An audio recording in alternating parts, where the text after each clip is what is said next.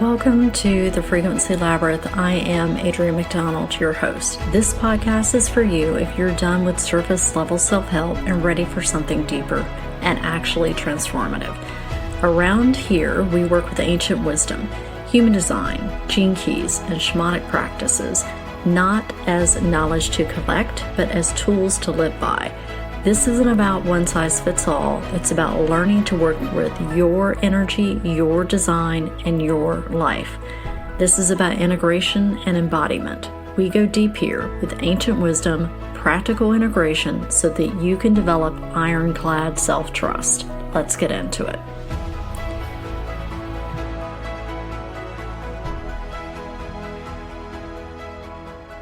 Hello, beautiful humans, and welcome back. I'm back from my break. I'm sitting in what I can only describe as utter controlled chaos. My office is completely turned upside down, furniture in the center of the room. Everything I own in here is like spread across every surface. There's fresh paint on the walls that's still drying. And I've been doing an overhaul that I thought would already be done. But here we are. But this tracks a little bit to what's going on in the cosmic mix. This Capricorn New Moon that's upcoming isn't about necessarily fresh starts with a blank slate. It's about wrapping up, consolidating, turning the page on what's been building. It's about getting your house in order, sometimes literally, like I am, so that you can actually move forward without dragging the clutter with you. I've been purging as I go things that made sense in an earlier version of my work, my practice, my life. Well, some of those don't make sense anymore. And instead of just shuffling them around or finding a new shelf to put them on, I'm purging and letting them go, making space, getting honest about what belongs in the next chapter. And that's the energy of this lunation. And we're going to talk about what's happening, astrologically speaking, and human design speaking, what to watch for.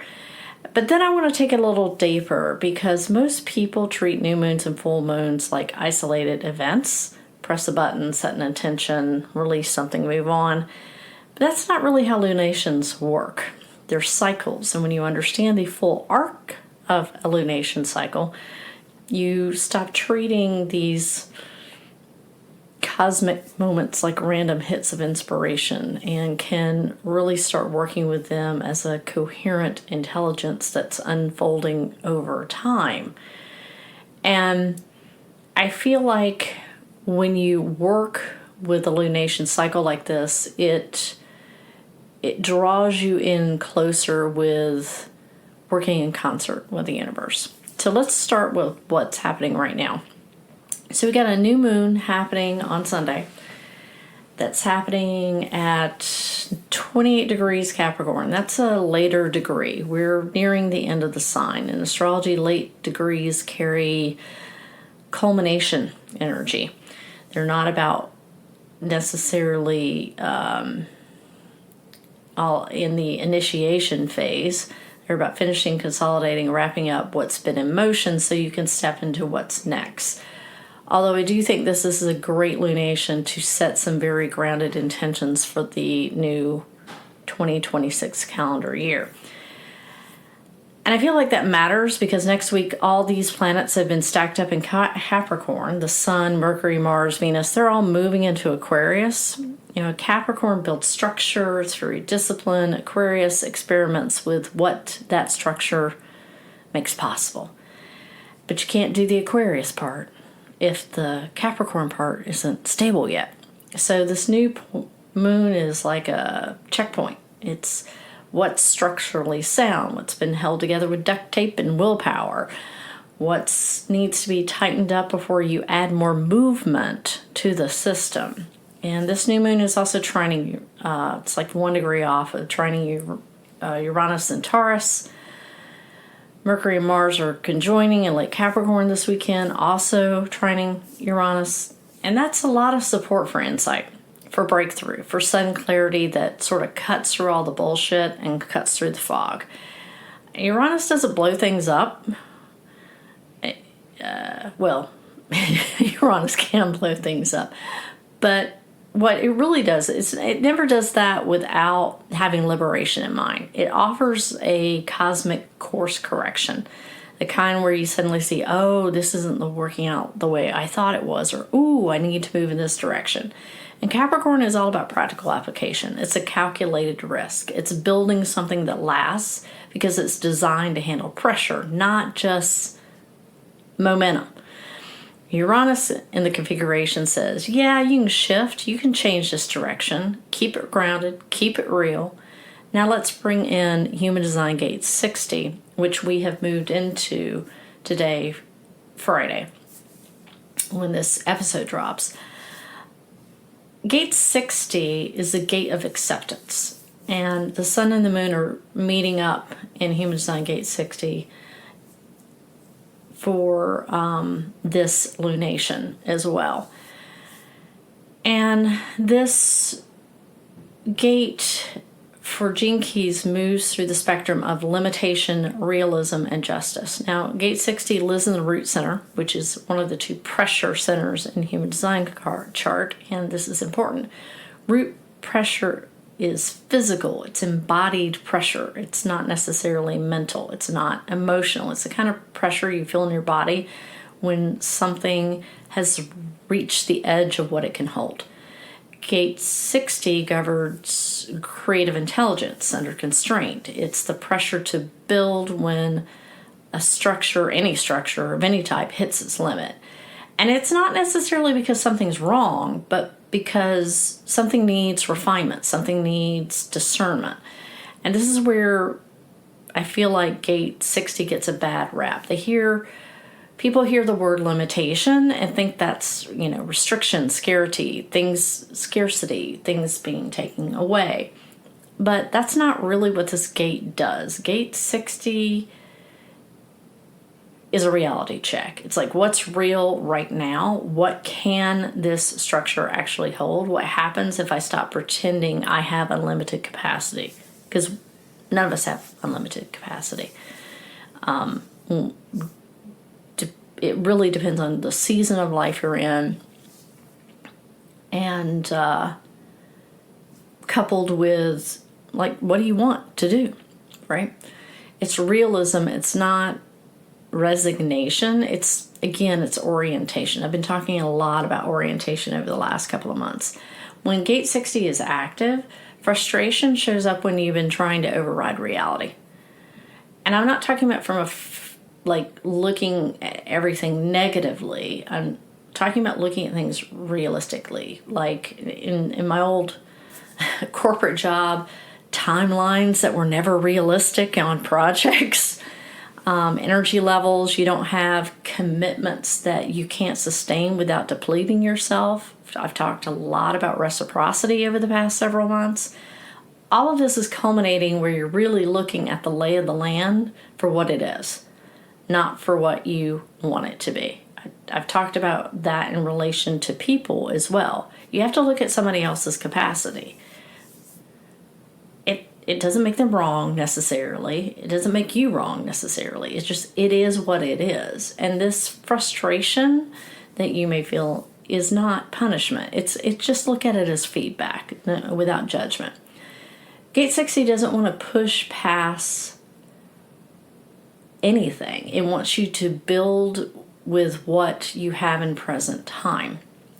So when you combine this gate with a Capricorn New Moon, a sign that already understands consequence, time, durability, you get a lunation that's less about like all the things and much more about structural honesty, right? This isn't a dream big and manifest. It's okay, let's look at some facts here. What needs to change so that it doesn't collapse later? This isn't about like going to a self-help conference where you get all hyped up and you come home and you crash. This is like, let's look at what we've got to work with and get really freaking creative with it. So 3 things to watch for during this lunation as we move through this lunation cycle from this new moon through the full moon. Here are 3 things to pay attention to. First, pressure that doesn't respond to effort. If you've been pushing harder and that's not helping, that's gate 60 talking. That's not a signal that you need to necessarily go for it even deeper. That's okay, let's see a little bit more about adjustment and refinement. It could be adjusting to a different strategy. It could be getting more disciplined, but something needs to shift. And it shows up as a project that keeps stalling no matter how much time you give it. The relationship dynamic that doesn't shift no matter how many conversations you have. The work routine that leaves you depleted even though you're quote unquote doing everything right. Gate 60 asks you to stop equating effort with progress. Sometimes the issue isn't that you're not working hard enough. It's that you're working with a design that can't hold what you're trying to build. And you need to shift. Second, the urge to fix it versus redesigning it. Capricorn wants things to work long term. That means that the answer isn't always just repairing. It's a whole redesign. And with Uranus's support, you might get a sudden insight on how to restructure something, a different way to approach your schedule, your finances, your creative practice, your boundaries. And the temptation will be to keep the old framework and just tweak it.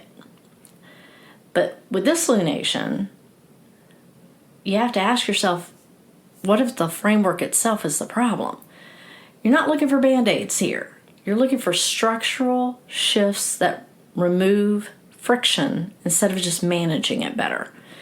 And third, what gets easier once you stop pretending that you have unlimited capacity, as much as our world loves to reward that.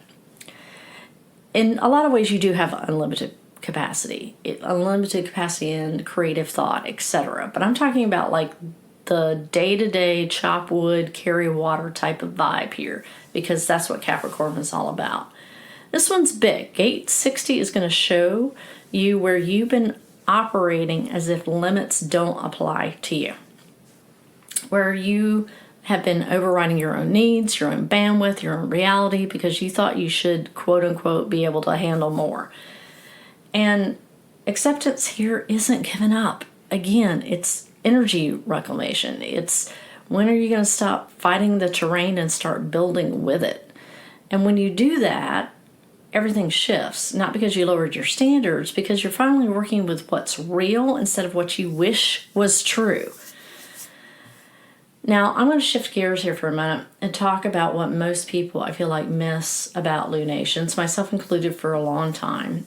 I'm a Cancer rising, so the moon rules my chart, so I'm super in tune to the moon cycles. And when I really started looking at it holistically, that was, I really did feel like that moved me more into working with concert with the universe instead of just the hit or miss thing, because I think ritual helps with consistency.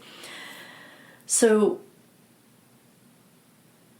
we've talked about what's happening with this specific new moon and what to watch for as it unfolds, but now I want to zoom out because there's a bigger conversation that I want to have about how lunations actually work. Now, most people treat new moons and full moons like standalone events, isolated moments where you set your intentions or release things, and then you move on to the next one. Now, that isn't necessarily wrong, but there is a deeper thing that you can be working with. You know, new moons or plant seeds, start fresh, set intention. Full moons or culmination, release, let go. But you've just heard me talk about this particular new moon is a type of culmination because of the sign it's in. And again, look, it's not wrong just to work with new and full moons. That's absolutely part of what these lunations do. But it is incomplete because when you treat them as separate moments, you miss the intelligence of the cycle itself. Lunations aren't random cosmic hits. They're phases of a continuous process. The new moon doesn't exist without the full moon that preceded it. The full moon doesn't make sense without the new moon that came before it. They're not opposites. They're part of the same arc. And when you understand that arc and when you start tracking that cycle from new moon to full moon and back again, you may find yourself stop reacting to these transits and start working with them at a deeper level. So let's break this down. There's 8 phases of a lunation cycle, and each one has a specific function. And when you understand what each phase is for, you stop forcing the same energy through the whole cycle and start working with a more natural rhythm. So phase 1 is the new moon, and it's all about seeding an intention. This is where the cycle begins. The sun and moon are conjunct. They're in the same place. They're merging energies. The moon is dark. You can't see in the sky. And symbolically, this is about conception. This is where something new gets seeded. The new moon isn't necessarily about having super clarity. It's not about knowing exactly what you're building or what's going to unfold. It's about planting something and trusting that it's germinating in the dark. Seeds need darkness. They need the pressure of the soil around them to crack open and start growing. Like that phase is like what wants to begin. What quality do I want to cultivate? What direction feels right? Even if I can't see the full path yet. And most people rush this phase. They want immediate results. They want instant clarity. That's not how this works. The new moon is asking for trust in what's forming beneath the surface. And then we move into phase 2, which is the waxing crescent. This is the emergence and commitment. A few days after the new moon, the first slither of light appears. The waxing crescent is the tiny edge of the moon becoming visible again. This is emergence energy. What got seeded at the new moon is starting to show itself. It's fragile. It's breaking through the surface. And this is where you need to make the commitment to tend it, to water it, to protect it, to give it the conditions it needs to grow. And the waxing crescent says, am I willing to commit to this? What does this seed need from me right now? This is where you're starting to take the first small actions, making the first adjustments, creating the conditions for growth. And this phase can feel very tentative because you're not sure if what's emerging is going to make it. It's the uncertainty of it. You're learning to trust the process, but still vulnerable. And then phase 3 is the first quarter. It's action and decision. About a week after the new moon, you hit the first quarter moon. And the moon is half lit. It's at a 90-degree angle to the sun. It's the first major challenge point in the cycle.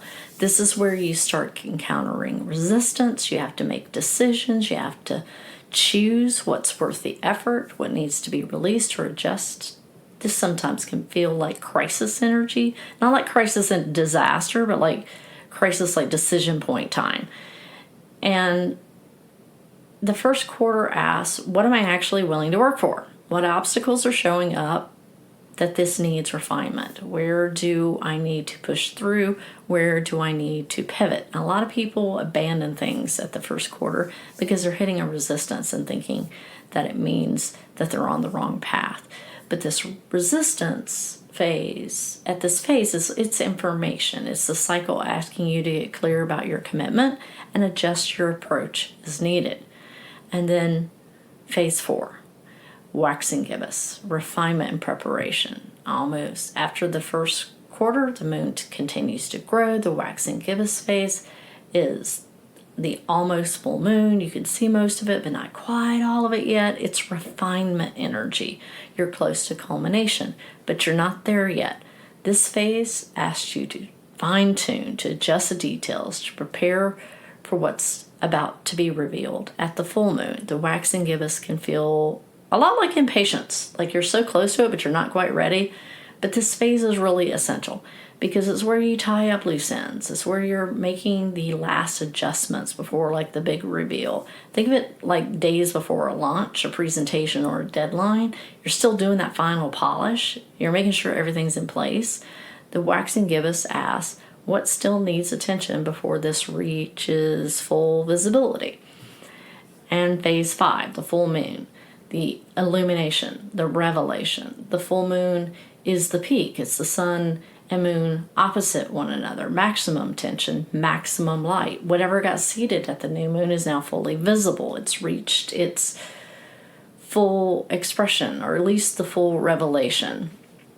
And again, there's a bigger thing that we could talk about here with synodic cycles, but maybe I'll talk about that on a later podcast.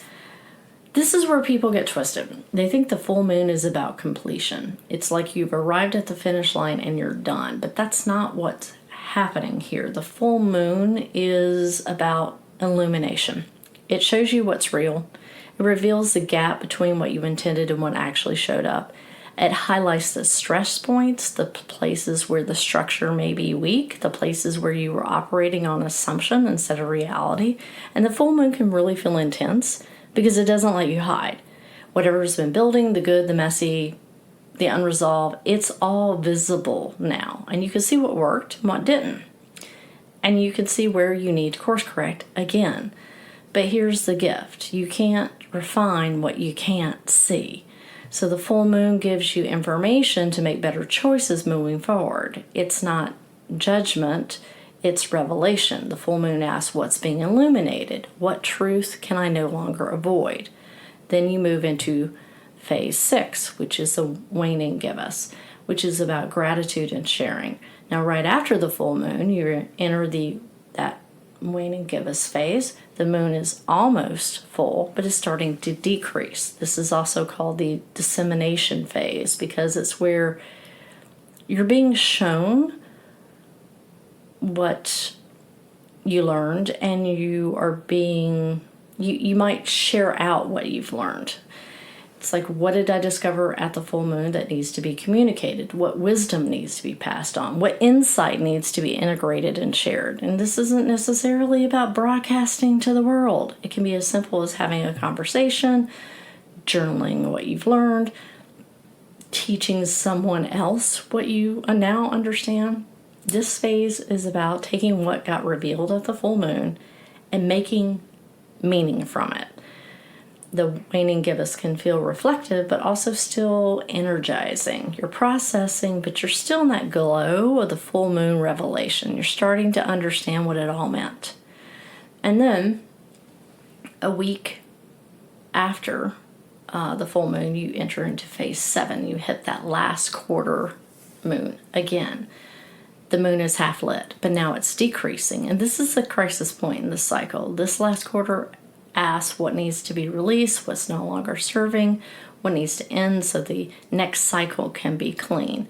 And again, this is a lot of people resist this type because releasing is uncomfortable, letting go is hard, even though something isn't working. But that last quarter doesn't really give you a choice. If you try to carry everything forward, you'll just drag dead weight into the new cycle.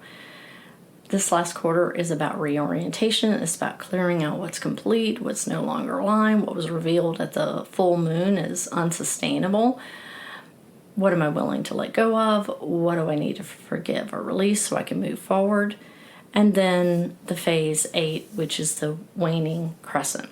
This is the final phase before the cycle begins again. It's the last sliver of the moon before it disappears entirely. This is the balsamic phase, the composting phase, the surrender phase. I was actually born in this phase, which is always interesting to learn the phase of the moon that you were born under, because that can tell you a lot how you deal with letting go. The waxing crescent is asking you to rest, to go inward, to stop producing and start integrating, to let everything that's happened in the cycle compost into wisdom. This is, I feel like, the most underrated phase of the cycle, because the culture that glorifies productivity and momentum, the waning crescent, feels like it may feel like you're not doing enough, but you're not doing nothing. You're processing, you're healing, you're making space for the next cycle to begin. The waning crescent asks what needs to rest, what needs to be surrendered, what wants to dissolve so something new can be born. If you skip this phase and rush from the last quarter into the next new moon without giving yourself time to rest and integrate, you're going to burn out. You repeat the same patterns. You carry unprocessed material into the next cycle and wonder why nothing changes. So the waning crescent is where the cycle completes itself. It's where you return to emptiness so that fullness can emerge again.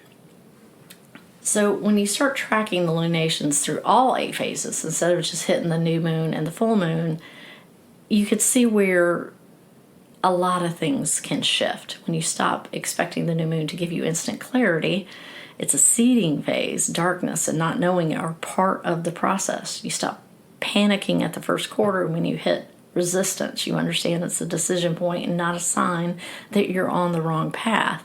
You stop treating the full moon like a cosmic deadline, like everything should be perfect.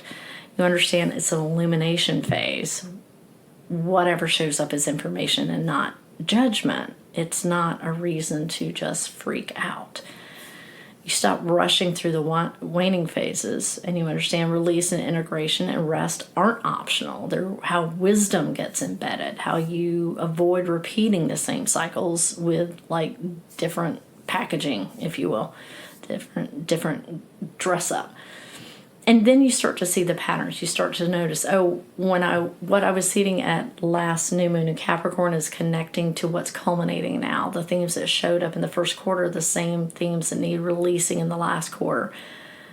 I'm not starting over every lunation. I'm spiraling through the same territory at deeper levels with more clarity each time. And that's the intelligence of the lunation cycle. It's not linear, it's a spiral. It's not do this thing and check the box. It's cyclical. It's layered. You can see the evolution of it. So, now that you understand all 8 phases, that is how you can work with them. You don't need me to tell you what's going to happen in each phase. You need to learn how to track it yourself, because specific themes, specific revelations, specific challenges will be unique to your life and what you're working with. But the structure of the cycle is always the same. So that's what to pay attention to. So in each cycle, pay attention to this. At each new moon, ask yourself what wants to begin. What quality am I cultivating? What direction feels right, even without the clarity, full clarity. Don't force it. Just notice what's pulling your attention, what keeps coming up, what feels like it wants space to grow. And during a waxing crescent, what's emerging? What small actions am I taking? What does the seed need from me right now? Track what's starting to show. Notice what feels fragile, what needs protection. At the first quarter, what resistance am I encountering? What decisions have to be made? Where do I need to commit or pivot? Don't run from resistance. Let it inform you. This is where you get clear about what you're actually willing to work for. During waxing gibbous, what needs refinement? What details need attention? What am I preparing for? This is your final polish phase. Notice what feels still loose or unfinished. And at the full moon, what's being eliminated? What truth can I no longer avoid? What's the gap between what I intended and what's actually showing up? And don't judge what gets revealed, just see it clearly, because that's just more information. During the waning gibbous, what did I learn? What wisdom wants to be shared or integrated? Who needs to hear this? Process what the full moon showed you. Make meaning from it. The last quarter, what needs to be released, complete? What am I willing to let go of? This is often, like I said, the hardest phase, but it's essential. Don't carry dead weight into the next cycle. And then during waxing crescent, what needs to rest? What needs to dissolve? What am I willing to What am I willing to surrender into? What am I ready to surrender? Give her permission to do nothing, to integrate, to let the cycle compost into wisdom. And the more you track these cycles, the more you'll see your own patterns. You'll notice that certain phases are easier for you and certain phases are harder. And you'll notice the themes that show up in the new moon often connect to what's being illuminated at the full moon. You'll notice what you resist releasing at the last quarter often shows up again at the next new moon, asking to be dealt with. That is the work.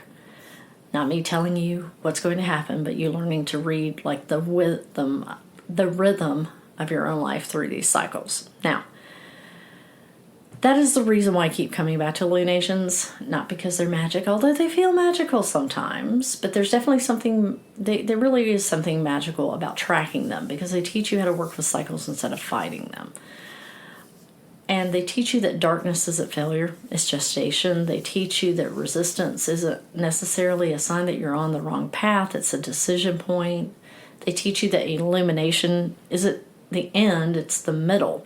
It's information, it's not completion. They teach you that release isn't loss, it's composting. And they teach you that rest isn't laziness, it's integration. They teach you that beginning again isn't starting over, it's just spiraling deeper into the same essential questions that bring wisdom every time. When you work with a full lunation cycle, all 8 phases, not just the highlights, you stop expecting yourself to be on all the time. You stop treating every transit like it should produce immediate results, as much as we would like them to. And to be frank, though, there are moments where you do see instantaneous things, especially when you put Uranus into the mix.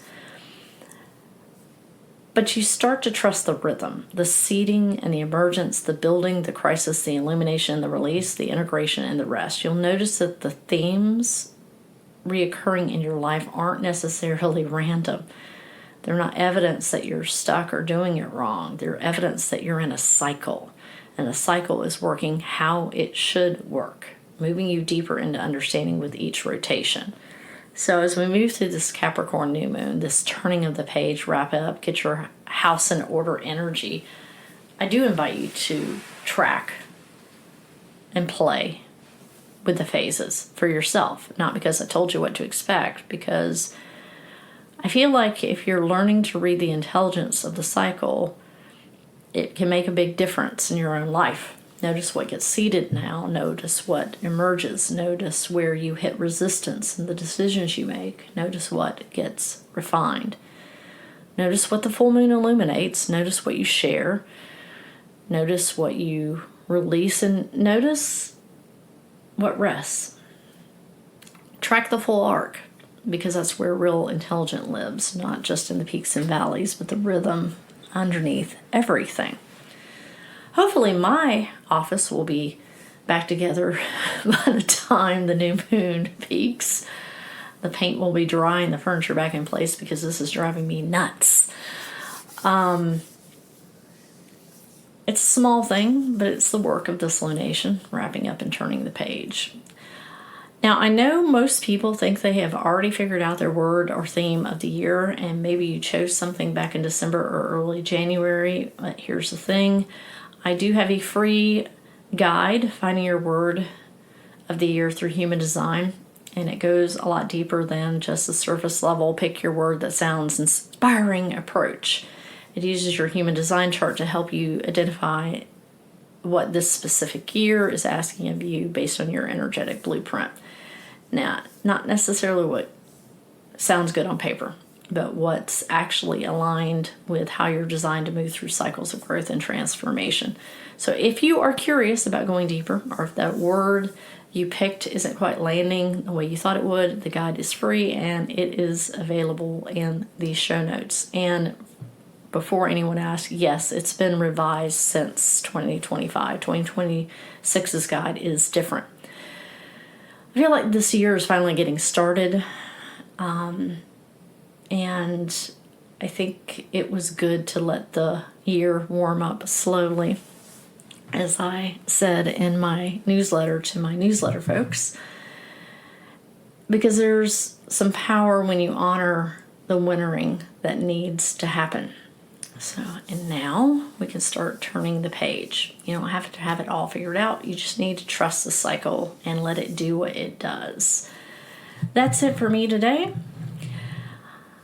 Remember to find beauty every day and seek the magic in the mundane. Thanks for tuning in today. As always, take what resonates, leave the rest. Let whatever landed move through you in whatever way it needs to or wants to. And also, if you want to explore more, you'll find more information in the show notes. If this episode stirred something in you, please share it out or leave a quick review. It helps so much and I really appreciate it. And remember, this work is about integration and it always starts with self-trust.